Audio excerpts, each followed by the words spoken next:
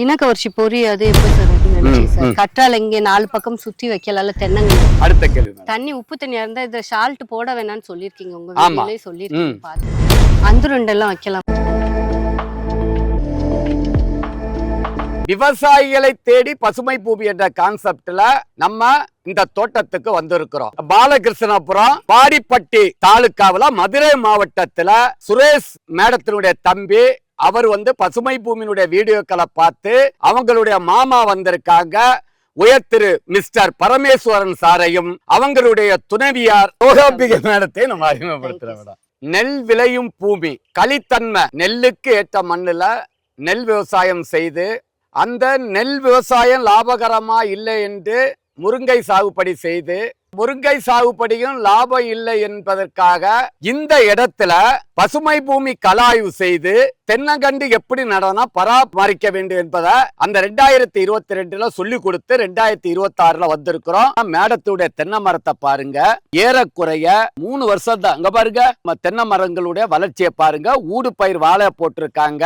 அந்த வாழையும் சேர்த்து உழவா உழுது அந்த வாழையும் உரமா மாத்திருக்காங்க. எல்லாரும் வாழையை கொண்டு போய் கொளுத்துவோம், ஆனா அதையும் உரமா மாத்தி அந்த தென்னங்கண்டினுடைய வளர்ச்சியை நீங்க பாக்குறீங்க. களை எடுத்திருக்காங்க, மரங்களை களை எடுத்திருக்கீங்க, நல்லா எடுத்திருக்கீங்க. இப்ப இந்த கழிவுகளை என்ன இந்த களை எடுத்து வேஸ்ட் கிடக்குது என்ன இதுல இருக்கிறதா நல்லது. கரையா அந்த இதுல கரையா மண் கூடு கட்டும்ல, அப்படி மண்ணு பொழு பொழுன்னு ஆச்சுன்னா காத்தோட்டம் கிடைக்கும் அந்த மரத்துக்கு. அப்ப வெளியேற்றக்கூடாது, கொளுத்தக்கூடாது, உரமா மாத்தணும். தயவு செய்து கழிவுகளை கொளுத்தாதுங்க, அதை உரமா மாத்துங்க. கழிவுகளை உரமா மாத்துறதா எரிக்கிறது. இப்ப அடுத்து மரத்தை எல்லாம் களை எடுத்துட்டீங்க. இப்ப இதுல அருவா ஏதாவது காயப்பட்டிருக்குமா?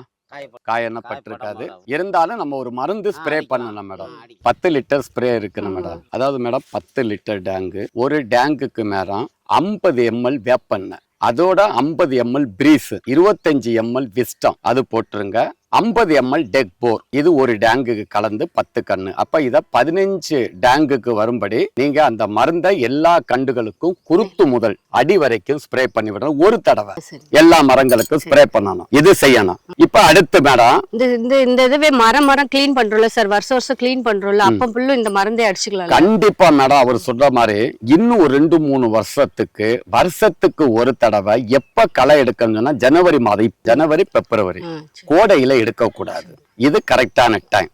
ஒவ்வொரு வருஷமும் எடுக்கணும், ஒவ்வொரு தடவும் மருந்து அடிக்கணும்.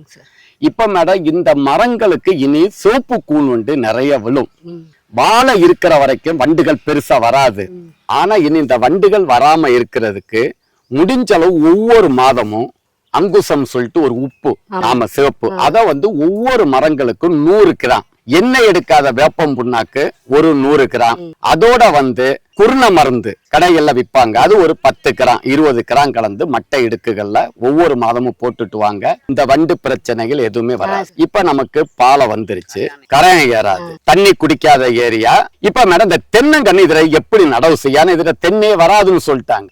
எப்படி நடவு செய்தீங்க? பசுமை பூமியை பார்த்துதான். இடைவெளி 25க்கு 25, கண்ணுக்கு ஒரு கண்ணுக்கு 25 இடைவெளி விட்டு 3க்கு 3 எடுத்துக்க சார். நீளம் ஆழம் அகலம் 3 எடுத்து அதுல ஒரு 1.5 அடி 2 அடிக்கு மண் போட்டு, மண்ணுல மேன் மண்ணா வெளி மண்ணா? இல்ல சார், மேமண் இருக்குங்களா, மேமண்ணை தூக்கி கீழே போட்டு கீமண்ணை தூக்கி மேல போட்டு மாத்தி வச்சு அதுக்கப்புறம் உரங்கள் எதுவும் போட்டீங்களா? ஆமா சார், வேப்பம் புண்ணாக்கு, கல்லுப்பு, பசுமை பூமியோட வழிகாட்டுதல் படி வச்சீங்க. வராதுன்னு சொன்ன இடத்துல முருங்கை இருந்துச்சு.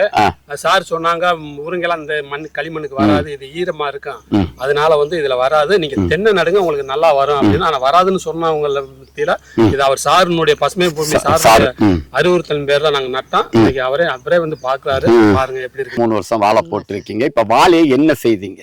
உள்ள போட்டு உழுதாச்சு, உள்ள போட்டு எல்லாம் உரமா மாத்தியாச்சு. பாருங்க விவாஸ், எல்லாரும் நீங்க வாழைய போட்டு கொளுத்துவீங்க. இங்க பாருங்க மேடம், உரமா மாத்திருக்காங்க. இங்க பாருங்க, தென்னையை மட்டும் நம்ப வேணாம். இந்த தென்னையினுடைய நிழல்ல என்னென்ன ஊடு பயிர் வரும்னு பாத்தீங்கன்னு சொன்னா கோகோ நீங்க இப்ப வேணும்னு சொன்னா போடலாம் கோகோ, அப்படி இல்லாட்டி எலுமிச்சை போடலாம். அதுக்கப்புறம் ஒரு 5-7-8 வருஷத்துக்கு பிறகு இதுல பாக்கு போட்டு விடலாம். இதுல காஞ்ச குப்பை, சாணி, இலதலை, எருக்கஞ்செடி, சாம்பல், சாம்பல் கிடைச்சா நல்லது. என்னென்ன மக்குறது இருக்கோ எல்லாம் இதுல போடுங்க. இதுக்கு பேரு உரக்கிடங்கு. இந்த மரம் 6 மாதத்துல எல்லாம் பாலே தள்ள ஆரம்பிச்சிடும். இதுதான் முக்கியம். எலுமிச்சை வச்சிட்டோம். மண்ணை மாத்துறதுக்கு உளுந்து அல்லது தக்கப்பூண்டு சனப்பு இதுகளை போடலாம். சனப்பு போடக்கூடாது. 5 kilo gypsum, 2.5 to 3 kilo Karpaga organic கலப்போறோம், 20 கிராம் பூம்பும் பூஸ்டர், எண்ணெய் எடுக்காத வேப்பம் புண்ணாக்கு 1/4 கிலோ. இதை 6 மாதத்துக்கு ஒருக்கா கண்டினியூ பண்ணணும். தோட்டத்தை இனி சேத்து உழவு உழுகக்கூடாது. தண்ணி இல்லாட்டி தக்கப்பூண்டு உளுந்துக்கு போகாதுங்க. இந்த இடத்த மட்டும் ஈராவுக்குங்க. இந்த மண்ணுக்கு நீங்க தண்ணி ரொம்ப கொடுக்க வேண்டியதில்லை. 10 நாளைக்கு ஒருக்கா தண்ணி கொடுத்தாலே போதும். இந்த உரத்தை மட்டும் 1/2 கிலோ எண்ணெய் எடுக்காத வேப்பம் புண்ணாக்கு 1/4 கிலோ அல்லது 1/2 kilo, 2.5 to 3 kilo Karpaga organic கலப்போறோம், 10 to 20 கிராம் பூம்பும் பூஸ்டரை 6 மாதத்துக்கு ஒருக்கா அந்த குழியில போட்டுக்கிட்டே வாருங்க. ஒன்ஸ் நீங்க வட்ட பாத்தி போட்ட பிறகு இதுக்குள்ள எந்த தொந்தரவும் பண்ணக்கூடாது. உரத்தை மட்டும் போட்டுக்கிட்டே வரணும். கற்றால இங்க 4 பக்கம் சுத்தி வைக்கலாம்ல தென்னங்கண்டுக்கு. அதாவது மேடம், இனி நீங்க கத்தால வைக்கிறதா இருந்தா எல்லாமே வரப்புல மேலதான் பாத்தியில தான் நம்ம எது வைக்கணும்.